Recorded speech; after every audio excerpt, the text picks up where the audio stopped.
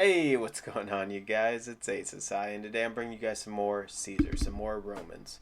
So this is actually going to be Kings and Generals channel, and it's going to be 53 BC, Carrhae, the Parthian War. Yeah, so it's the next step. We saw Caesar in the last one go to Britain, fight off the Germans. Yeah, he did that. You know, he's Caesar being Caesar. He's really showing his strength, and more importantly, he's showing his love and the loyalty that many of his troops have for him. Anyway, I'm gonna sit back. I'm gonna shut up. I hope you guys enjoy it, and make sure you hit that sub button. Help me out.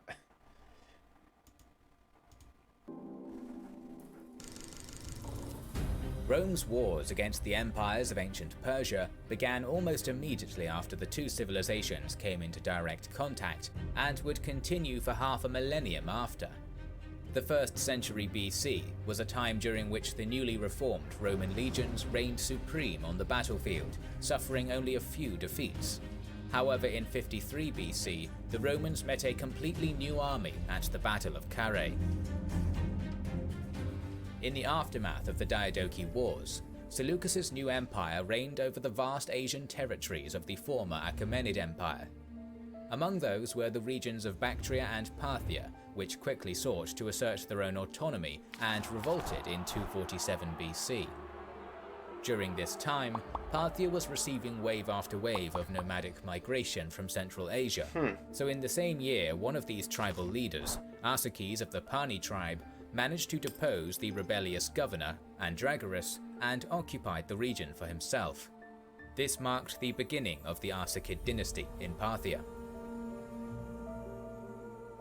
After achieving a tentative peace with the newly independent Bactrian kings, and weathering a series of attempted reconquests by Seleucus II and Antiochus III, the Parthians began to gradually increase their territory at the expense of the waning Seleucids. This process accelerated during the reign of Mithridates I. Ruling from 171 to 132 BC, Mithridates oversaw the transformation of the Parthian state into a mighty empire. He embarked on a series of conquests, first seizing parts of Bactria upon the death of Diodotus II during the 150s. Media, Atropatene, and parts of Mesopotamia soon followed. Most critical was the annexation of Seleucia and Babylon, where the Parthian ruler was first crowned King of Kings, symbolically inheriting the ancient Achaemenid title.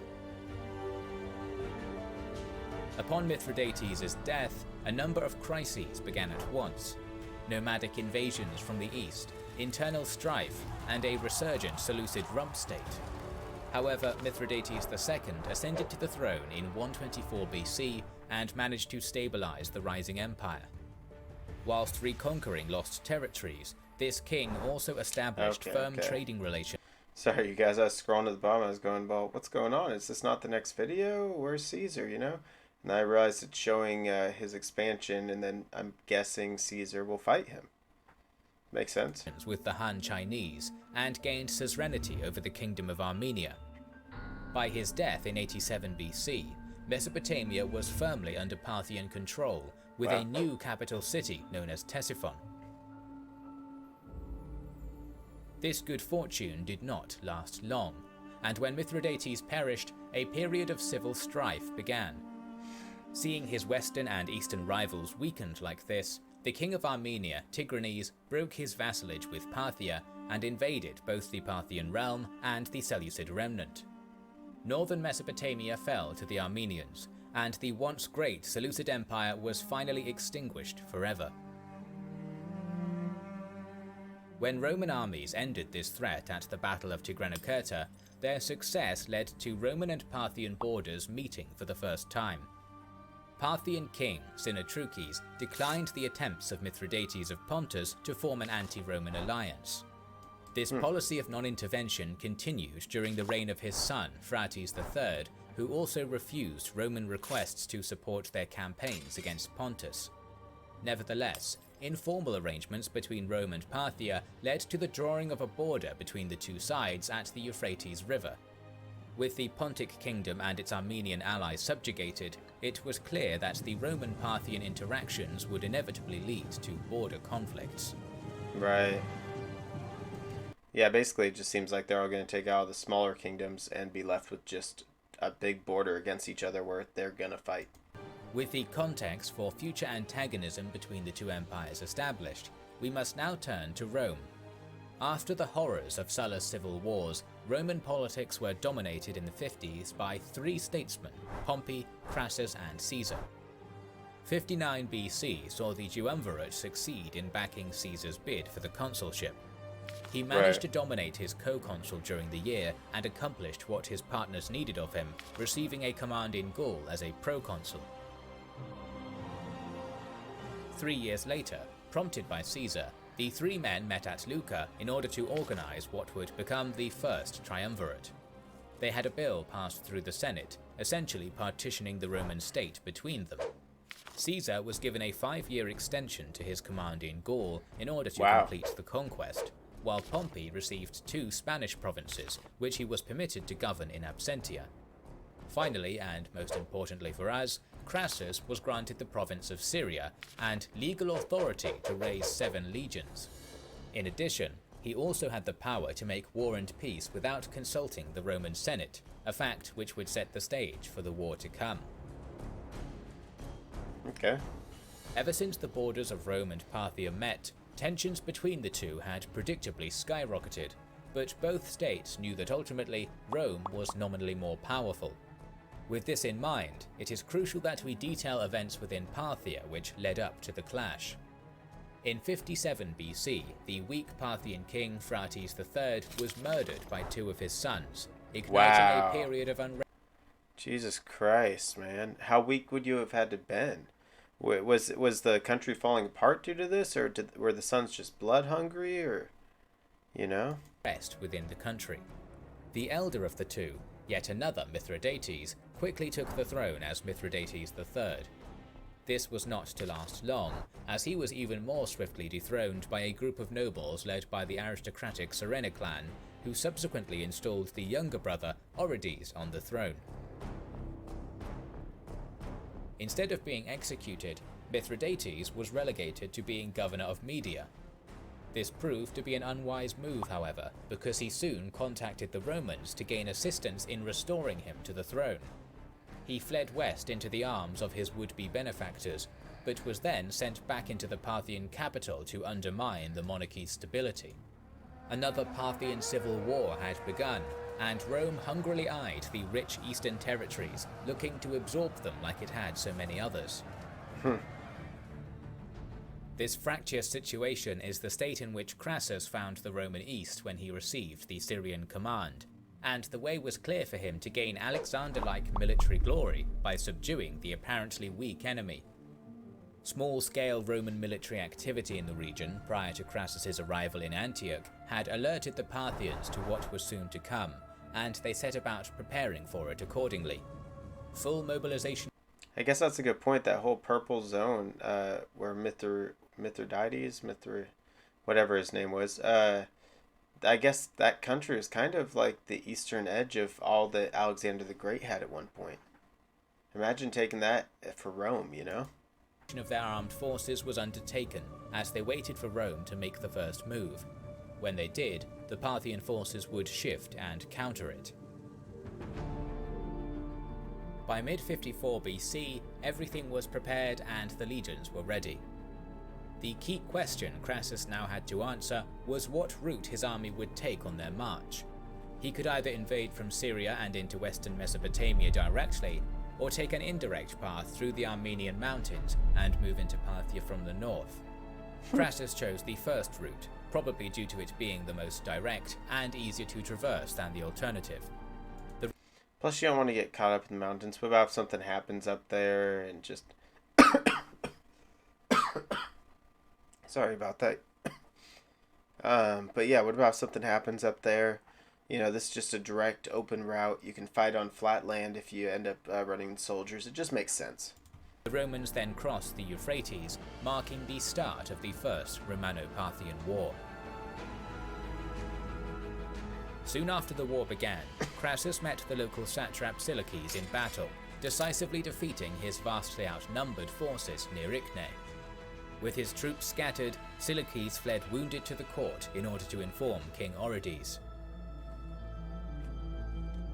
With the region's local forces trampled beneath the legionary boot, Crassus garrisoned the region's key towns such as Icne, Nicephorium and Carrhae. Almost all of the Greek cities went over to the Romans voluntarily, with one exception. The city of... I'm sorry. Jesus Christ, sorry, I had to get that out. Invited a Roman force into the city, but then had them massacred. Naturally, this brought the Republic's wrath down upon the city, and it was soon viciously sacked. With his gains secured, Crassus withdrew his army back to Syria for the winter, the campaign of 54 having been a total success. Yeah, definitely. Having raised two armies, the Parthians also campaigned during 54. Orodes II possessed the bulk of Parthia's armies in Media, while his leading noblemen raised a second force from their own estates. The plan was for Orodes to knock Armenia out of the war, while the aristocratic forces would play a sacrificial role in buying the king time. The commander of the secondary army is known to us as Cyrenius, a name which refers to that of his noble family rather than his given name, which we do not know. According to Plutarch, this man was the foremost Parthian of his time, having no equal in stature, talent, and personal beauty. The Cyrenaic clan also supposedly possessed the... There's no way that I believe that.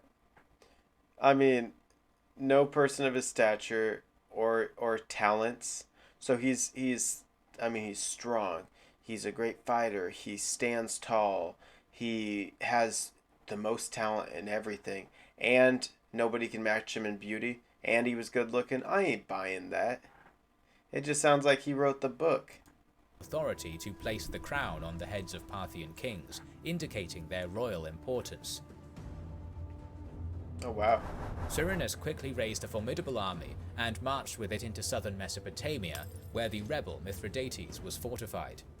The Parthian commander assaulted Seleucia, capturing it in short order, before capturing Mithridates and sending him to Orodes. He was executed not long after, while the key Mesopotamian cities of Babylon and Ctesiphon also fell to Cyrenius. So, while Rome was making gains in 54 BC, the Parthians were doing the same.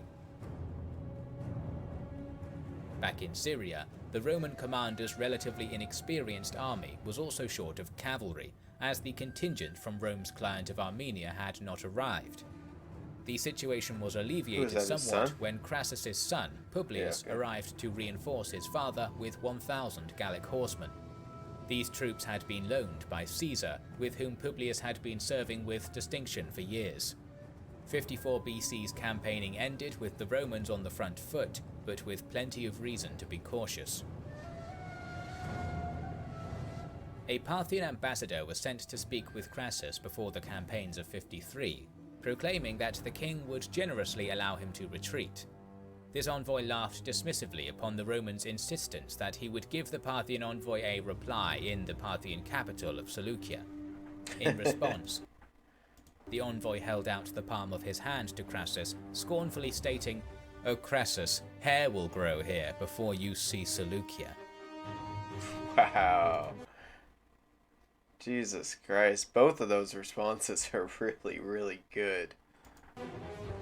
After crossing the Euphrates at Zeugma, Crassus decided against marching towards the Mesopotamian cities, and instead marched east in May.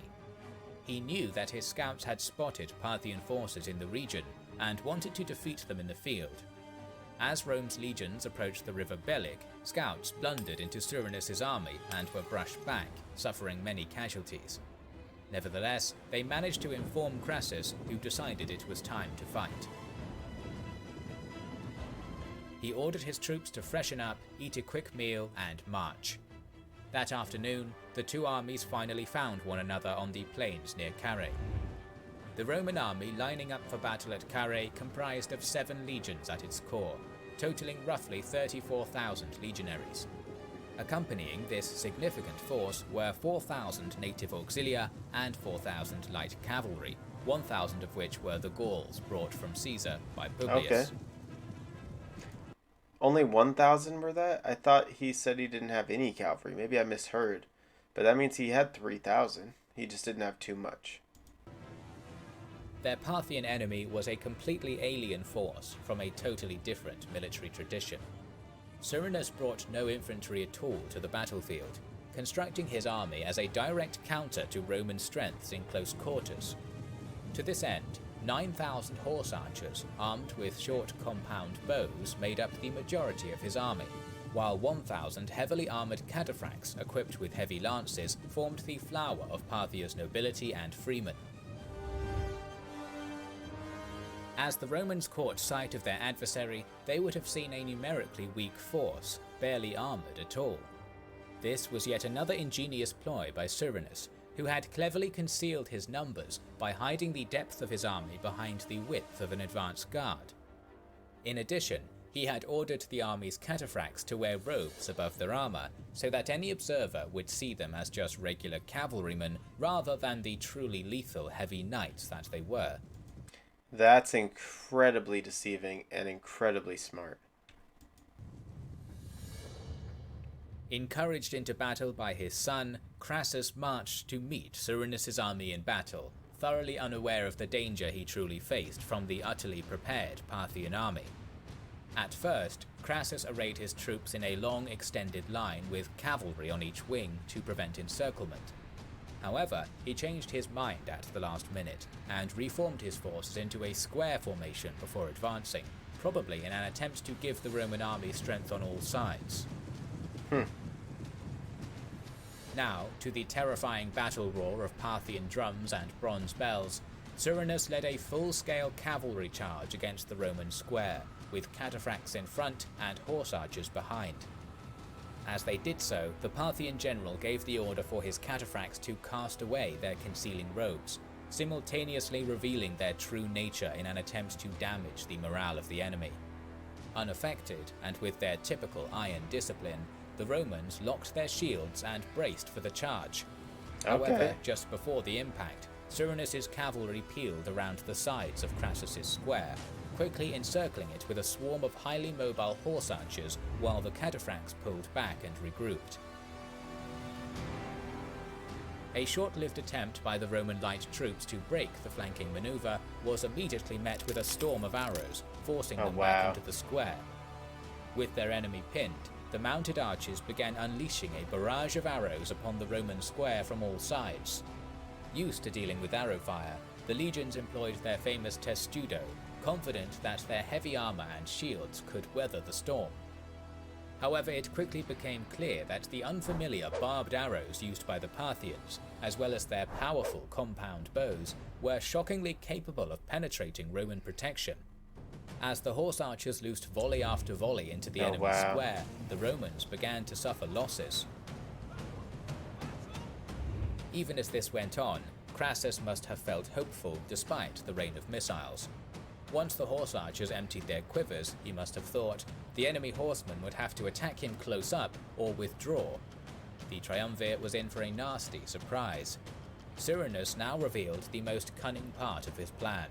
A mobile rearming train of 1,000 camels carrying vast stores of arrows was sent out behind the Parthian cavalry.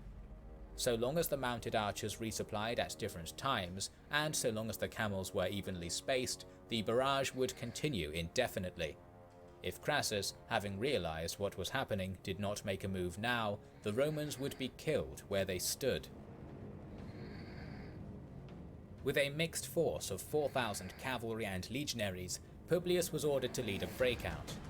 His contingent charged out of the square, causing the Parthian horsemen in front of it to retreat almost immediately. Not wanting to lose the momentum his surprise attack had gained, Publius pushed further, right into Cyrenius' counter-trap. As his retreating foe withdrew, they shifted in the direction of their regrouped reserve of cataphracts, which now charged with their lances. The maneuverable mounted archers now turned on their pursuers. The impact was devastating. As Cyrenius' elite heavy cavalry engaged the lightly equipped Roman horsemen, the resurgent horse archers fired into their flank and into the mass of encumbered legionaries. It was all too much for the outgunned Romans, and they fled defeated to a nearby hill and locked their shields, ready to make a gallant last stand. Publius, determined not to desert his command, ordered one of his soldiers to kill him. All resistance on the hill now collapsed, and a final thunderous charge. He didn't want to desert his command, so he ordered somebody to kill him? He was that scared? No, I mean, I get it. It's terrifying, you know, but that's something I just haven't heard before. By the Parthian cataphracts at last destroyed this isolated unit. Back at the main force, Crassus had a decision to make. He could either retreat and leave his son to certain death, or advance, risk his whole army and hope to save him. He chose the latter. They had not gotten far when a cloud of dust and the beating of war drums drew Roman attention, followed by the head of Publius mounted on a lance. At this horrifying sight, Roman morale finally broke. Cyrenius employed his favourite tactic again. The cataphracts charged, the Romans tightened their formation, and then the horse archers encircled, showering the square with arrows once again, slowly bleeding the army to death until dusk ended the assault. At nightfall, the Parthians withdrew and camped nearby, leaving a devastated army behind it. Only 20,000 of the original 42,000 Roman troops remained to fight, but many were injured. Crassus was So like 50% were dead. mobilized with grief and loss, so the two surviving senior officers, Cassius and Octavius, led the survivors in retreat to the town of Carrhae. The men who were too wounded to walk were ruthlessly left behind. During the march, panic would periodically take hold, and the Romans would form up for battle before settling down again. Eventually they reached Carrhae and were brought inside the city, still counting around 15,000 men. When dawn broke, the Parthians slaughtered the 4,000 injured men who had been left behind, and continued on to find Crassus. Cyrenius would not let him escape, but he did not know where he was. Eventually figuring out he was in Carrhae, Cyrenius went there, but realized Crassus had fled into the hills. He was subsequently found and ignominiously killed by Parthian soldiers after being tricked into faux peace negotiations. Really? So that's how Crassus died? I didn't see that coming at all. The death of the Triumvir and the destruction of his army destabilized the political situation in Rome, leading to an eventual fracture between Pompey and Caesar. The only section of Crassus's army to return safely to Syria was that led by one Gaius Cassius Longinus, the man who would eventually conspire against Caesar in 44 BC. Cyrenius had inflicted the worst defeat on the Romans in 150 years. As an appropriate reward for this great service, Orodes II had him put to death for treason. Though Parthia had gained victory in the first war between them and Rome, conflicts between the two states would last for centuries to come. New videos on Roman and Iranian histories are on the way, so make sure. Alright, let's have a talk about that, you guys. I didn't see that coming at all. I didn't realize that that's how or when Crassus died, and yeah, that's going to change a lot. You know, you don't have your powerful three anymore. You don't have your trifecta. Now it's that careful balance between the other two, and it's definitely going to change a lot in the future. Anyway, hope you guys enjoyed it. Till next time, this is Aces I love y'all, and I'm out.